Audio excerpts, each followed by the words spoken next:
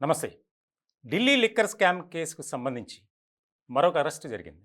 ఈ అరెస్టుతో మొత్తం ఈ కేసులో 18 మంది ఇప్పటి వరకు అరెస్ట్ అయ్యారు. కొంతమంది ఇంకా జైల్లోనే ఉన్నారు. కొంతమంది బెయిల్పై బయటకొచ్చారు.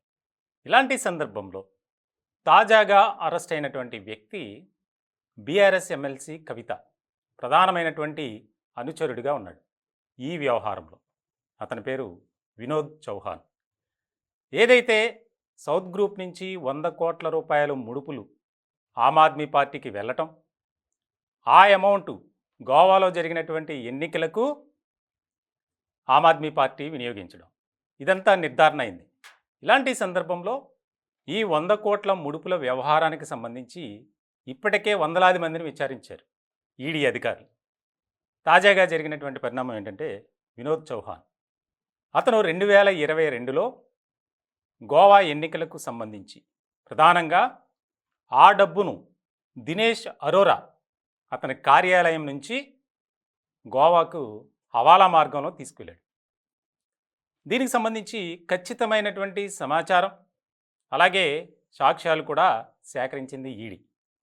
ఇటువంటి సందర్భంలో ఇప్పటికే ఈ కేసులో అరెస్ట్ అయినటువంటి ఢిల్లీ డిప్యూటీ సీఎం మనీష్ సిసోడియా అలాగే అరవింద్ కేజ్రీవాల్ మొత్తం వ్యవహారానికి సంబంధించి కింగ్ పిన్గా ఎవరైతే ఉన్నారో బీఆర్ఎస్ ఎమ్మెల్సీ కవితకి సంబంధించినటువంటి వ్యవహారంలో ముఖ్యంగా ఈ పాలసీని రూపొందించడంలో చాలా కీలకమైనటువంటి పాత్ర పోషించారు. ఇలాంటి సందర్భంలో ఆమ్ ఆద్మీ పార్టీకి ముడుపులిస్తే ఆ పాలసీని బట్టి తనకు ఆర్థికంగా బలపడటానికి అంటే లబ్ధి చేకూరే విధంగా ఒక పక్కా ప్రణాళిక. ఇలాంటి సందర్భంలో అనేక మందిని కవిత బెదిరించారు అని వారే స్వయంగా స్టేట్మెంట్స్ ఇచ్చారు. ఇలాంటి సందర్భంలో చాలా ముఖ్యమైనటువంటి పరిణామంగా మారింది. ఇతన్ని అరెస్ట్ చేసినటువంటి సందర్భంలో తాను ఇచ్చినటువంటి స్టేట్మెంట్ ఏదైతే ఉందో ఆ స్టేట్మెంట్లో కవిత ఆదేశాల మేరకే నేను ఆ డబ్బుని తీసుకువెళ్ళడం జరిగింది. ఇప్పటికే కవితపై ముప్పేట దాడి, ఒక పక్కన ఈడీ, మరో పక్క సిబిఐ. ఈ రకమైనటువంటి పరిస్థితుల్లో మరికొద్ది రోజుల్లోనే ఈడీ సిబిఐకి సంబంధించి బెయిల్ పిటిషన్పై తీర్పు రానుంది. ఇలాంటి క్రమంలో కవిత ప్రధాన అనుచరుడు అరెస్ట్ కావడం అనేది ఒక కలకలం కలిగించేటువంటి అంశంగానే మనం చూడాలి. ఇప్పటికే ఈ వ్యవహారంలో ఆమ్ ఆద్మీ పార్టీకి లబ్ధి చేకూరే విధంగా కవిత పనిచేశారు.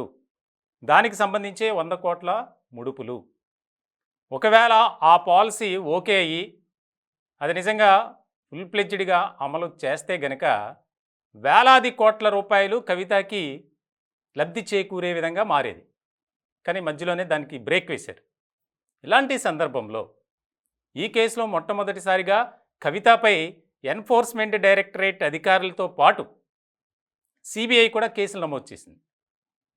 తాజాగా బెయిల్ పిటిషన్లో చాలా కీలకమైనటువంటి వ్యాఖ్యలు, ముఖ్యంగా చాలా అంశాలని ప్రతిపాదించారు.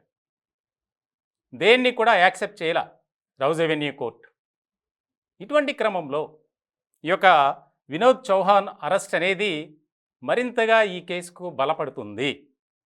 అంటే ఇక కవితకు ఆశలు వదులుకోవడమే, బెయిల్ వచ్చే పరిస్థితుల్లో అయితే లేదు. ఈడీ సిబిఐ తరపున న్యాయవాదులు ఒకటే వాదిస్తున్నారు. ఈ కేసులో గనక ఇప్పుడు ఎవరికైనా బెయిల్ ఇస్తే ఈ కేసు ముందుకు వెళ్ళదు.